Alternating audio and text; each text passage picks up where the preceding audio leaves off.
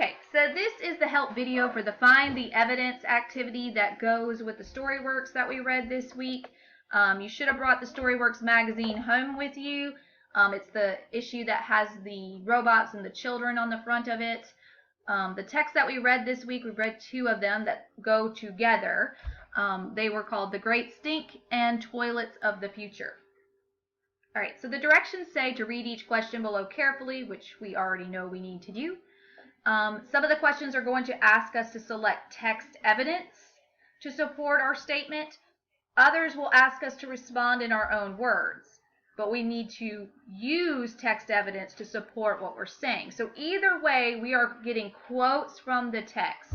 So if you look at number 1, all of the answer choices have quotation marks. That's because they are directly quoting the text to provide evidence for something.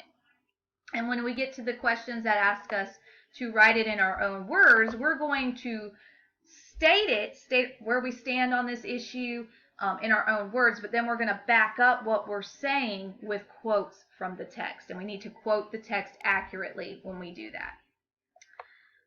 All right, so number 1 asks us to select 2 pieces of text evidence. So we are picking 2 of these answer choices that best show that human waste in the Thames River in 1858 wasn't just smelly, but also harmful for people. So 2 of these that best show how that human waste inside that river was harmful to people. So A, all you can think about is the overpowering, stomach-turning, eye-watering smell of poop. Does that show how human waste can be harmful?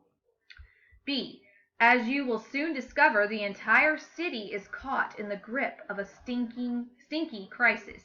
Does that show how human waste is harmful to people?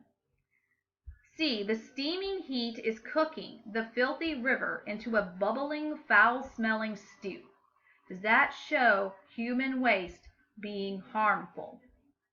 Over the past 50 years, tens of thousands of people have died from drinking the polluted water of the Thames River. Does that show how human waste can be harmful?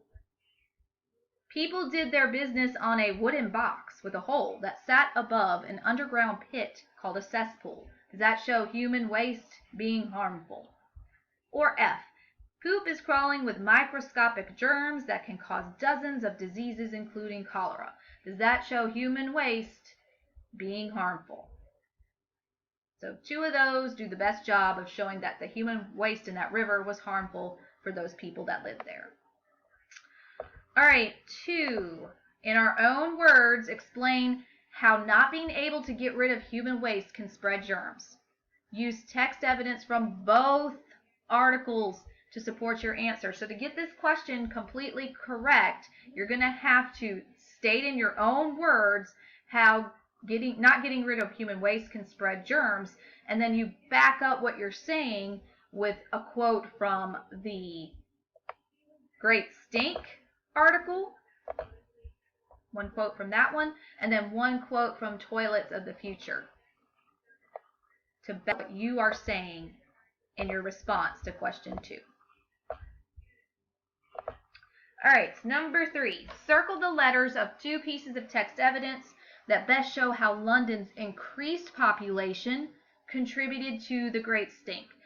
So in the text, we learned that London had this problem in 1858 because the previous 50 years, they had seen an increase in the number of people that lived there. More people were moving to London, and as a result, they had more waste to deal with.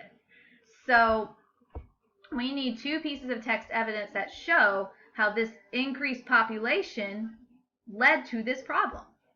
So A, but in the 19th century, London and all of England was changing.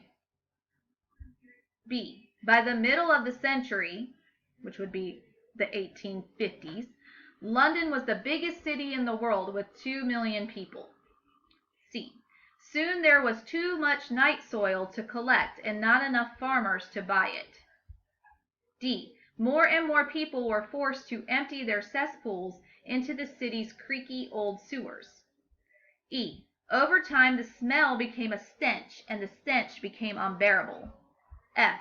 And then, in the scorching summer of 1858, it became a crisis. So we're looking for two that prove or show how the increased number of people was a problem that led to this human waste problem in the Thames River. So pick two of those that best show that. All right, number 4. Again, in your own words, we're going to explain the problems developing countries can face trying to find safe ways to get rid of human waste. Use text evidence from Toilets of the Future to support your answer. So you're going to have to go into Toilets of the Future and find the part about how developing countries struggle with getting rid of human waste and put that into your own words and then quote the text as evidence or proof supporting what you are saying.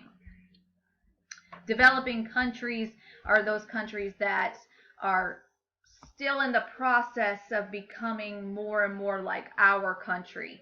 You know, they're developing more technology, they're getting more advances, their health and their sanitation is improving over time, but they're not quite where we are with safety and sanitation and things like that. All right, number 5. Circle the letters of 3 pieces of text evidence, so you'll have 3 of these circled, that best explain how waterless toilets can help the environment. So how can toilets that don't have water help the environment? And this is going to come from that second text, the one called Toilets of the Future.